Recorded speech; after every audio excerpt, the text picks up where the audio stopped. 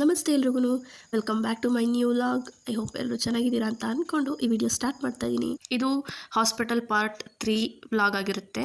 ಹೊಸದಾಗಿ ಯಾರೆಲ್ಲ ನನ್ನ ಚಾನಲ್ನ ನೋಡ್ತಾ ಇದ್ದೀರಾ ಸಬ್ಸ್ಕ್ರೈಬ್ ಮಾಡ್ಕೊಂಡು ಸಪೋರ್ಟ್ ಮಾಡಿ ಅಂತ ಕೇಳ್ತಾ ಇದ್ದೀನಿ. ಆ್ಯಕ್ಚುಲಿ ನನಗೆ ಹಾಸ್ಪಿಟಲ್ಗೆ ಹೋಗಿ ಮನೆಗೆ ಬಂದಿದ್ದೀವಲ್ಲ, ನೀರಿನ ವ್ಯತ್ಯಾಸದಿಂದ ಕೆಮ್ಮು ನೆಗಡಿ ಆಗಿಬಿಟ್ಟಿದೆ. ಸೊ ವಾಯ್ಸ್ ಕೆಟ್ಟೋಗಿದೆ, ಅಡ್ಜಸ್ಟ್ ಮಾಡ್ಕೊಳ್ಳಿ. ಇದು ಆ್ಯಕ್ಚುಲಿ ಮಾರನೇ ದಿನದ್ದು ಡಿಸ್ಚಾರ್ಜ್ ಅಂತ ಹೇಳಿದ್ರು. ಆವಾಗಿಂದ ನಮ್ಮ ಪಾಪಂಗೆ ಡ್ರೆಸ್ ಎಲ್ಲ ಚೇಂಜ್ ಮಾಡಿ ಆಟ ಆಡ್ಕೊಂಡಿದ್ದಾನೆ. ಆರಾಮಾಗಿದ್ನಲ್ಲ, ಅದಕ್ಕೆ ಡಿಸ್ಚಾರ್ಜ್ ಅಂತ ಹೇಳಿದ್ರು. ಮನೇಲಿ ಹೋಗಿ ಮೆಡಿಸನ್ ಏನು ಕೊಡಲಿಲ್ಲ ಅವರು. ಡೈಲಿ 3 ಟೈಮ್ಸು ಬಿಸಿನೀರಲ್ಲಿ ಇಡಿ ಅಂತಂದರು. ಆಮೇಲೆ ಅಲ್ಲೂ ಅಷ್ಟೇ ತುಂಬ ತುಂಟಾಟ ಆಡೋನು. ಆಮೇಲೆ ನಮ್ಮದು ಕಾರ್ನರ್ ಸೀಟು ವಿಂಡೋ ಬೇರೆ ಇತ್ತಲ್ಲ, ಅದಕ್ಕೆ ಅದ್ರ ಮೇಲೆ ಹತ್ತೋಗೋಕ್ಕೆ ಟ್ರೈ ಮಾಡೋನು. ನಾನು ಎಷ್ಟು ಹಿಡ್ಕೊಂಡ್ರು ಇರ್ತಾನೆ ಇರಲಿಲ್ಲ. ಸದ್ಯ ಡಿಸ್ಚಾರ್ಜ್ ಅಲ್ವಾ, ಮತ್ತು ಬೆಡ್ ಏನಕ್ಕೆ ಚೇಂಜ್ ಮಾಡೋದು, ಪರವಾಗಿಲ್ಲ ಆಟ ಆಡ್ಕೊಂಡಿರಲಿ ಅಂದ್ಬಿಟ್ಟು ಅವ್ನು ಮುಂದೆನೇ ಕೂತಿದ್ದೆ, ಅವ್ನು ನೋಡಿಕೊಂಡು. ಡಿಸ್ಚಾರ್ಜ್ ಅಂತ ಹೇಳಿದ ತಕ್ಷಣ ಜೀವ ಸಮಾಧಾನ ಆಯಿತು. ಫಸ್ಟ್ ಊರಿಗೆ ಹೋಗ್ಬಿಡೋಣ ಅಂತ. ಯಾಕಂದರೆ 3 ದಿನದಿಂದ ಸ್ನಾನ ಇಲ್ಲ, ಬರೀ ಡ್ರೆಸ್ ಚೇಂಜ್ ಮಾಡಿದ್ದೆ ಅಷ್ಟೇ ಅಲ್ವಾ. ಒಂಥರ ನನಗೆ ಹಿಂಸೆ ಆದಂಗೆ ಆಗ್ತಿತ್ತು, ಇರಿಟೇಟ್ ಆದಂಗೆ. ಇನ್ನು ಪಾಪು ಏನಾಗಿರ್ತಾನೆ, ಅವ್ನಿಗೂ ಸಹ ಸ್ನಾನ ಮಾಡಿಸಿರಲಿಲ್ಲ, ಬರೀ ಮುಖ ತೊಳಿತಿದ್ದೆ, ಕೈಕಾಲೆಲ್ಲ ತೊಳಿತಿದ್ದೆ ಅಷ್ಟೇ.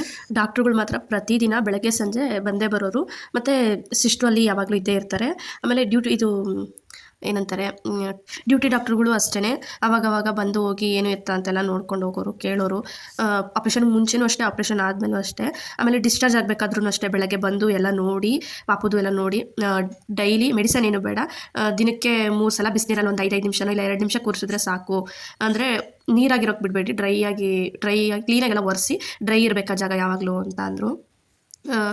ಅಷ್ಟು ಹೇಳ್ಬಿಟ್ಟು ಅವರು ಡಾಕ್ಟ್ರು ಸಹ ಹೊರಟೋದ್ರು. ಇನ್ನು ಡಿಸ್ಚಾರ್ಜ್ ಹೇಳಿದ್ರಲ್ಲ, ಬಿಲ್ಲಿಂದೆಲ್ಲ ತೊಗೊಂಡೋಗಿ ಕೆಳಗಡೆ ಕೌಂಟ್ರಲ್ಲಿ ಡಿಸ್ಚಾರ್ಜ್ ಇಂದು ಮಾಡಿಸ್ಬೇಕಿತ್ತು. ಇಲ್ಲಿ ಮಾತ್ರ ಸಿಕ್ಕಾಪಟ್ಟೆ ಕ್ಯೂ ಇರ್ತಾರೆ. ಟ್ರೀಟ್ಮೆಂಟಲ್ಲಿ ಎಷ್ಟು ಚೆನ್ನಾಗಿರುತ್ತೋ ಜನನೂ ಅಷ್ಟೇ, ಅಲ್ಲಿ ಅಷ್ಟು ಜನ ಇರ್ತಾರೆ. ಎಲ್ಲದಕ್ಕೂ ಕ್ಯೂನಲ್ಲಿ ನಿಂತ್ಕೋಬೇಕು, ಸಿಕ್ಕಾಪಟ್ಟೆ ಬೇಜಾರಾಗುತ್ತೆ. ಯಾರಾದರೂ ಒಬ್ರು ಜೊತೇಲಿ ಇರಲೇಬೇಕು. ಅವ್ರ ಜೊತೇಲಿ ಇದ್ದರು ಅಂದರೆ ಪಾಪ ಅವ್ರನ್ನ ಹೊರಗಡೆ ಮಲಗಿಸ್ಬೇಕಾಗುತ್ತೆ. ಯಾಕಂದರೆ ಒಳಗಡೆ ಪೇಷಂಟ್ ಜೊತೆ ಒಬ್ಬರೇ ಇರಬೇಕಲ್ವಾ, ಅದಕ್ಕೋಸ್ಕರ ಹೊರಗಡೆ ಮಲಗಿಸ್ಬೇಕಾಗುತ್ತೆ. ಥರ ಗ್ರೀನ್ ಕಲರ್ ಡ್ರೆಸ್ ಹಾಕೊಂಡಿರೋರು ಡಿಸ್ಚಾರ್ಜ್ ಆಗೋ ಹೊರತನ್ನ ಫೈಲ್ನೆಲ್ಲ ತೊಗೊಂಡು ಬಂದಲ್ಲಿ ಕೊಟ್ಟಿರ್ತಾರೆ. ಅವರು ಚೆಕ್ ಮಾಡಿ ಎಲ್ಲ ನೋಡಿ ಡಿಸ್ಚಾರ್ಜ್ ಮಾಡ್ತಾರೆ. ಯಾವ್ದಾದ್ರು BPL ಕಾರ್ಡ್ ಇದ್ದರೆ ರಿಫಂಡ್ ಮಾಡಿದರೆ ರಿಫಂಡ್ ಮಾಡ್ತಾರೆ. ಆಮೇಲೆ ದುಡ್ಡು ಅಮೌಂಟ್ ಎಕ್ಸ್ಟ್ರಾ ಕಟ್ಟಿಸ್ಕೊಂಡು ಏನೇನು ಬೇಕೋ ಎಲ್ಲ ಮಾಡಿ ಅಲ್ಲಿ ಡಿಸ್ಚಾರ್ಜಿಗೆ ಇದು ಮಾಡಿಕೊಡ್ತಾರೆ. ನಮಗಂತೂ ಫುಲ್ ಫ್ರೀ ಆಯಿತು. ಅಂದರೆ ಆಪ್ರೇಷನಿಗೆ ಫ್ರೀ ಆಗಿತ್ತು. ಸ್ಟಾರ್ಟಿಂಗ್ 500 ರೂಪಾಯಿ ಅಡ್ವಾನ್ಸ್ ಕಟ್ಟಿದ್ವಲ್ಲ, ಅದರಲ್ಲಿ 100 ರೂಪಾಯಿ ಮಾತ್ರ ಇಟ್ಕೊಂಡು ಇನ್ನು ಮಿಕ್ಕಿದ್ದು ವಾಪಸ್ಸು ಕೊಟ್ಟರು ನಮಗೇನೆ. ಇದ್ರ ಬಗ್ಗೆ ಇದೇ ಆಪ್ರೇಷನ್ಗೆ 2-3 ಹಾಸ್ಪಿಟಲ್ನ ಕೇಳಿದ್ದಕ್ಕೆ ಒಂದು ಹಾಸ್ಪಿಟಲಲ್ಲಿ 95,000 ಆಗುತ್ತೆ ಅಂದಿದ್ರು. ಇನ್ನೊಂದು ಹಾಸ್ಪಿಟಲಲ್ಲಿ 47,000ನೋ 50,000 ಏನೋ ಆಗುತ್ತೆ ಅಂತ ಹೇಳಿದ್ರು. ಎಲ್ಲ ಕಡೆ ವಿಚಾರಿಸಿ ಲಾಸ್ಟಿಗೆ ಇದೆ ಬೆಸ್ಟ್ ಅಂದ್ಬಿಟ್ಟು ಈ ಹಾಸ್ಪಿಟಲಿಗೆ ಬಂದಿದ್ವಿ. ಡಿಸ್ಚಾರ್ಜ್ ಎಲ್ಲ ಮಾಡಿಸ್ಕೊಂಡು ಅವ್ರ ಫ್ರೆಂಡ್ಸ್ಗಳ ಜೊತೆ ಎಲ್ಲ ಫೋಟೋ ತೆಗೆಸ್ಕೊತಿದ್ದ. ಆ ಫೋಟೋ ಎಲ್ಲ ತೆಗೆಸ್ಕೊಂಡು ಹೊರಟು ಬಂದ್ವಿ. ಅಲ್ಲೇ ಹತ್ರದಲ್ಲೇ ಮೆಟ್ರೋ ಸ್ಟೇಷನ್ ಇದೆಯಲ್ಲ ಮಾರ್ಕೆಟಲ್ಲಿ, ಅಲ್ಲಿಗೆ ಹೋಗಿ ಡೈರೆಕ್ಟಾಗಿ ನಾವು ಮೆಜೆಸ್ಟಿಕ್ಗೆಲ್ಲ ಯಶವಂತಪುರಕ್ಕೆ ನಾವು ಹೋಗಿ ಅಲ್ಲಿ ಟ್ರೈನ್ ಇತ್ತು. ಯಾವುದು ಟ್ರೈನು ಅಂದರೆ ಇದು ಯಶವಂತಪುರದಿಂದ 5:40ಕ್ಕೆ ಬಿಡುತ್ತೆ ಪಂಡ್ರಾಪುರ ಟ್ರೈನು, ಎಕ್ಸ್ಪ್ರೆಸ್ಸು. ಆ ಟ್ರೈನಿಗೆ ಹತ್ತಿದ್ವಿ. ತುಮಕೂರಿಗೆ ಬೇಗ ಹೋಗ್ಬೋದಲ್ಲಪ್ಪ ಅಂತ. ಅದು ನೋಡಿದ್ರೆ ಹೇಳ್ಬಾರ್ದು, ಕರೆಕ್ಟಾಗಿ ಈ ಕಡೆ ಕ್ಯಾತ್ಸಂದ್ರನೂ ಅಲ್ಲ, ಈ ಕಡೆ ತುಮಕೂರು ಅಲ್ಲ, ಮಧ್ಯದಲ್ಲಿ ತೊಗೊಂಡೋಗಿ ನಿಲ್ಲಿಸ್ಬಿಟ್ಟ. ಕೇಳಿದ್ರೆ ಇಂಜಿನ್ನು ಕೆಟ್ಟೋಗಿದೆ, ಏನಿಲ್ಲ ಅಂದರೂ 1 ಅವರ್ ಆಗುತ್ತೆ ಅಂದ್ರಲ್ಲ. ಅದಕ್ಕೆ ನಾವು ಸೀದಾ ಡೆಡ್ ಎಂಡ್ ತನಕನೂ ನಡ್ಕೊಂಡೇ ಹೋದ್ವಿ. ಟ್ರೈನಲ್ಲೇ ಫುಲ್ಲು ಡೆಡ್ ಎಂಡ್ ತನಕನೂ. ಲಾಸ್ಟ್ ಡೆಡ್ ಎಂಡಲ್ಲಿ ಇಳಿದು ಅಲ್ಲಿಂದ ಒಂದು 5-10 ನಿಮಿಷ ಈ ಥರ ನಡ್ಕೊಂಡು ಹೋದರೆ, 5 ನಿಮಿಷನೂ ಆಗಲಿಲ್ಲ, ಜಸ್ಟ್ ಒಂದು 2 ನಿಮಿಷ ಅಷ್ಟೇ. ಅಂದರೆ ಇಳಿದಿದ ತಕ್ಷಣ ನೋಡಿದ್ರೆ ಕ್ಯಾತ್ಸಂದ್ರ ರೈಲ್ವೆ ಸ್ಟೇಷನ್ ಕಾಣ್ತಾ ಇತ್ತು. ಸೊ ಅದಕ್ಕೋಸ್ಕರ ಇಳ್ಕೊಂಡು ನಮ್ಮ ಜೊತೆ ಇನ್ನೂ ಸುಮಾರು ಜನ ಬರ್ತಾಯಿದ್ರು. ನಾವು ಮಾತ್ರ ಅಂದರೆ ಕತ್ಲೆ ಇದ್ದಿದ್ದ ಕಾರಣ ನಾನು ಮಾತ್ರ ವೀಡಿಯೋ ಮಾಡ್ಕೊಂಡು ಹೋಗ್ತಿದ್ದೆ, ಟಾರ್ಚ್ ಹಾಕ್ಕೊಂಡು. ಪ್ರಮೋದವ್ರಿಗೆ ಗೊತ್ತಿಲ್ಲ, ಇನ್ನು ಬೈತಾರೆ ಅಂತ ಹೇಳ್ಬಿಟ್ಟು ಟಾರ್ಚ್ ಹಾಕಿದ್ದೀನಿ, ಮುಂದೆ ಹೋಗು ಅಂತ ಅಂದ್ಬಿಟ್ಟು ಅವ್ರಿಗೂ ಬೆಳಕು ಬಿಟ್ಕೊಂಡು ನಾನು ಹೋಗ್ತಾ ಇದ್ದೀನಿ. ಇವತ್ತಂಥ ಕೆಲಸ ಆಯಿತು. ನಾವು ಬೇಗ ಹೋಗಬೇಕು ಅಂತ ಹೋಗಿ ಟೈಮಲ್ಲೇ ಈ ಥರ ಏನಾದರೂ ಒಂದು, ಇಲ್ಲ ಕ್ರಾಸಿಂಗ್ ಬೀಳುತ್ತೆ, ಇಲ್ಲ ಈ ಥರ ಆಗುತ್ತೆ, ಏನಾದರೂ ಒಂದು ಪ್ರಾಬ್ಲಮ್ ಆಗ್ತಾನೇ ಇರುತ್ತೆ. ಏನೂ ಮಾಡೋಕ್ಕಾಗಲ್ಲ, ಯಾಕಂದರೆ ಅದು ಪಬ್ಲಿಕ್ ಟ್ರಾನ್ಸ್ಪೋರ್ಟ್ ಅಲ್ವಾ, ಎಲ್ಲ ಜನಗಳ ಜೀವನೂ ನೋಡಲೇಬೇಕು. ಅದಕ್ಕೋಸ್ಕರ ನಮ್ಮ ಪಾಡಿಗೆ ನಾವು ಹೊರಟು ಬಂದ್ವಿ. ಸೀದಾ ಕ್ಯಾತ್ಸಂದ್ರಾಗ ಬಂದು ಅಲ್ಲಿಂದ ಆಟೋದಲ್ಲಿ ಹೋಗ್ಬಿಡೋಣ ತುಮಕೂರಿಗೆ ಅಂದ್ಕೊಂಡ್ವಿ. ಅದಾದಮೇಲೆ ಅದೇ ಟೈಮಿಗೆ ಕರೆಕ್ಟಾಗಿ ಖಾಲಿ ಬಸ್ ಬಂತು. ಆರಾಮಾಗಿ ಕೂತ್ಕೊಂಡು ತುಮಕೂರಿಗೆ ಬಂದ್ವಿ. ತುಮಕೂರಿಗೆ ಬಂದಾಗ ಅಲ್ಲೂ ವೀಡಿಯೋ ಮಾಡ್ತಿದ್ರೆ ಬೈತಾ ಇದ್ದಾರೆ, ನಿನ್ಗೆ ಈ ಸಂಕಟದಲ್ಲೂ ವೀಡಿಯೋ ಮಾಡಬೇಕಾ ಅಂತ. ಏನೋ ನನ್ನ ಲೈಫಲ್ಲಿ ಆಗಿದೆ ಏನಾದರೂ ಆಗಲಿ ಶೇರ್ ಮಾಡೋಣ ಅನ್ನೋ ಒಂದು ಇದಕ್ಕೆ ನಾನು ವೀಡಿಯೋ ಮಾಡ್ತಾಯಿದ್ದೀನಿ ಅಷ್ಟೇ. ಅದಾದಮೇಲೆ ಸೀದಾ ನಮ್ಮ ಅತ್ತೆ ಮನೆಗೆ ಹೋಗಿ ಅಲ್ಲಿ ಊಟ ಮಾಡಿಕೊಂಡು ಚಿರುನು ಕರ್ಕೊಂಡು ಸೀದಾ ನಮ್ಮ ಮನೆ ಹತ್ರ ಹೋದ್ವಿ. ಮತ್ತು ನಮ್ಮ ಅತ್ತೆ ಆಪ್ರೇಷನ್ ಹೇಗೆ ಮಾಡಿದ್ದಾರೆ, ಏನು ಎತ್ತ ಇಲ್ಲ ಅಂತ ಸ್ವಲ್ಪ ತೋರಿಸು ಅಂತಂದರು. ಅದನ್ನು ತೋರಿಸಿದ್ದಕ್ಕೆ ನಮ್ಮ ಅತ್ತೆ ಅಂತೂ ಯಪ್ಪ ಅಂತ ಬಾಯಿ ಬಡ್ಕೊಂಬಿಟ್ರು. ಯಾಕಂದರೆ ಅವ್ರಿಗೆ ಇದೆಲ್ಲ ಹೊಸ್ತಲ್ವಾ, ಅವ್ರಿಗೆ ಅದೇನು ಗೊತ್ತಿಲ್ಲ. ಅದಕ್ಕೋಸ್ಕರ ಆಮೇಲೆ ಚೆನ್ನಾಗಿ ನಿದ್ದೆ ಮಾಡ್ತಿದ್ದ. ಬೆಳಗ್ಗೆನೂ ಅಷ್ಟೇ ಬಿಸಿನೀರಲ್ಲಿ ಕೂರಿಸಿ ಬಿಸಿನೀರು ಸ್ನಾನ ಮಾಡಿಸಿ ಮಲಗಿಸ್ಬಿಟ್ಟಿದ್ದೆ. ಜೋಲಿಲಿ ಆರಾಮಾಗಿ ಮಲಿಕೊಂಡಿದ್ದ. ಅದಾದಮೇಲೆ ನಾನು ಸಹ ಸ್ನಾನ ಮಾಡಿಕೊಂಡು ರೆಡಿಯಾಗಿ ತಿಂಡಿ ಎಲ್ಲ ತಿಂದು ಏನು ವಿಡಿಯೋ ಮಾಡೋಕ್ಕೆ ಆಗ್ತಿರ್ಲಿಲ್ಲ. ಯಾಕಂದರೆ ಅವ್ನ ಕೈನೇ ಬಿಡ್ತಾ ಇರಲಿಲ್ಲ, ಅಷ್ಟು ಹಿಡ್ಕೊಂಡೇ ಇರಬೇಕಿತ್ತು. ಸೊ ಅದಕ್ಕೋಸ್ಕರ ಅವ್ನಿಗೂ ಸಹ ಊಟ ಎಲ್ಲ ಮಾಡಿಸಿ ಮಲಗಿಸಿದ್ದು. ನಾನು ಸಹ ತಿಂಡಿ ಎಲ್ಲ ಅವರಿಗೆ ಬಾಕ್ಸ್ಗೆಲ್ಲ ಹಾಕ್ಕೊಟ್ಟು ಚಿರುಗೂ ಸಹ ಸ್ಕೂಲಿಗೆ ಕಳಿಸಿ ಸ್ನಾನ ಮಾಡಿಕೊಂಡು ಫ್ರೀಯಾಗಿ ಆರಾಮಾಗಿ, ಯಾಕಂದರೆ ಅವ್ನು ಎದ್ದಿದ್ರೆ ಸ್ನಾನನೂ ಸಹ ಮಾಡೋಕ್ಕಾಗಲ್ಲ, ಅವ್ನು ಮಲಗಿದ್ದಾಗಲೇ ಮಾಡ್ಕೋಬೇಕು.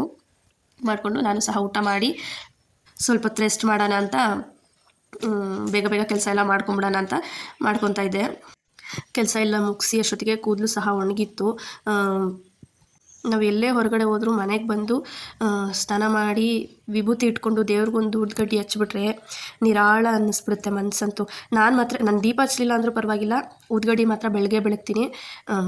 ನನಗೆ ಏನೋ ಗೊತ್ತಿಲ್ಲ, ಈ ಮನೆಗೆ ಬಂದಮೇಲೆ ದೀಪ ಹಚ್ಚಲೇಬಾರ್ದು ಅಂತ ಹೇಳ್ತಾರಲ್ಲ ಹೆಣ್ಮಕ್ಳು, ಅದಕ್ಕೋಸ್ಕರ ಅದು ದೀಪ ಹಚ್ಚೋದೇ ರೂಢಿನೇ ತಪ್ಪೋಗ್ಬಿಟ್ಟಿದೆ. ಮಾತ್ರ ಸ್ನಾನ ಆದಮೇಲೆ ಉದ್ಗಡ್ಡಿ ಬೆಳಗಿ ಕೈ ಮುಕ್ಕೊತೀನಿ ದೇವ್ರಿಗೆ. ಈ 3-4 ದಿವಸದಿಂದ ಆಸ್ಪತ್ರೆಯಲ್ಲಿದ್ದು ಏನೋ ಮನಸ್ಸೆಲ್ಲ ಒಂಥರ ಕೆಟ್ಟೋದಂಗೆ ಆಗ್ಬಿಟ್ಟಿತ್ತು. ಅದಕ್ಕೆ ಒಳ್ಳೆ ಮನಸ್ಸಿಂದ ಸಮಾಧಾನವಾಗಿ ಉದ್ಗಡ್ಡಿ ಬೆಳಗ್ದೆ, ದೇವರೇ ಒಳ್ಳೇದು ಮಾಡಪ್ಪ ಅಂತ ಅಂದ್ಕೊಂಡು.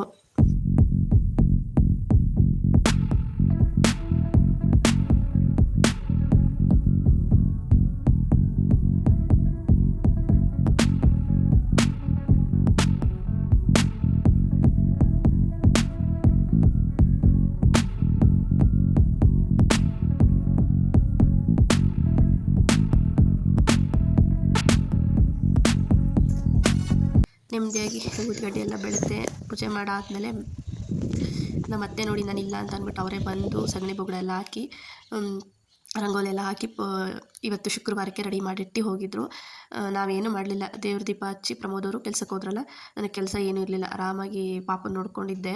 ನಾನೆಲ್ಲ ಮಾಡಿಕೊಂಡು ಕೆಲಸನೆಲ್ಲ ದೀಪನೂ ಹಚ್ಚಿ ಎಲ್ಲ ಮಾಡ್ಕೊಳ್ಳೋ ಅಷ್ಟೊತ್ತಿಗೆ ಅವಾಗಿದ್ದ ಮೆಲ್ಲಗೆ, ಅಂದರೆ ಚೆನ್ನಾಗಿ ನಿದ್ದೆ ಮಾಡಿದ್ದ ಬಿಸಿನೀರು ಹಾಕಿದ್ದಕ್ಕೂ ಅದಕ್ಕೂ. ಅವ್ನು ಎದ್ದೇಳೋ ಅಷ್ಟೊತ್ತಿಗೆ ಎಲ್ಲ ಕೆಲಸಗಳ್ನೂ ಮಾಡ್ಕೊಂಡ್ಬಿಟ್ಟೆ. ಎದ್ದಾದಮೇಲೆ ಫುಲ್ಲು ಪ್ಯಾಕಪ್ ಮಾಡಿಸಿ ತೋಟದ ಹತ್ರ ಹೋಗಬೇಕಿತ್ತು. ಅದಕ್ಕೆ ತೋಟದ ಹತ್ರ ಹೋಗಿದ್ವಿ, ಯಾಕಂದರೆ 4-5 ದಿವಸದಿಂದ ಹೋಗೇ ಇರಲಿಲ್ವಲ್ಲ. ಪ್ರಮೋದವ್ರು ಹೋಗೋರು ಬೆಳಗ್ಗೆ ಹೊತ್ತು, ಯಾಕಂದರೆ ನಾವು ಹೋಗಿರ್ಲಿಲ್ವಲ್ಲ, ಹಂಗೆ ಹೋಗಿ ಓಡಾಡ್ಕೊಂಡು ಬರೋಣ ಅಂತ ಹೋಗಿದ್ವಿ. ಆಲ್ಮೋಸ್ಟ್ ಒಂದು 5 ಗಂಟೆ 5:15 ಆಗಿತ್ತು. ಅವರು ಜೊತೆಲಿದ್ರು, ಅವ್ರು ಮುಂದೆ ಹೋಗಿದ್ರು, ನಾವು ಹಿಂದೆ ಇದ್ವಿ ಅಷ್ಟೇ. ತೋಟ ಎಲ್ಲ ನೋಡ್ಕೊಂಡು ಬರಬೇಕಾದ್ರೆ ಆ ಮರದ ಮೇಲೆ ನವಿಲು ಕೂತಿತ್ತು. ಹಾರುತ್ತೆ ಅಂತ ಎಷ್ಟೋ ತನಕ ಕಾಯ್ದೆ, ಅದು ಹಾರಲೇ ಇಲ್ಲ ಕೆಳಗಡೆ. ಸೊ ಅದಕ್ಕೆ ವಾಪಸ್ ಬಂದೆ. ಅದಾದಮೇಲೆ ಅಲ್ಲೇ ತೋಟದಲ್ಲಿ ಕರಿಬೇವಿನ ಸೊಪ್ಪು ಸಿಕ್ಕಿತ್ತು, ಆಮೇಲೆ ಅಂಗೊಲೆ ಸೊಪ್ಪು ಸಿಕ್ಕಿತ್ತು, ಪುದೀನ ಸೊಪ್ಪು ಸಿಕ್ಕಿತ್ತು, ಎಲ್ಲ ಕಿತ್ಕೊಂಡು ಬಂದೆ ಬರಬೇಕಾದ್ರೆ ಹಾಗೆಯೇ. ಸೊ ಅಷ್ಟೇ ಇವತ್ತಿನ ವ್ಲಾಗ್.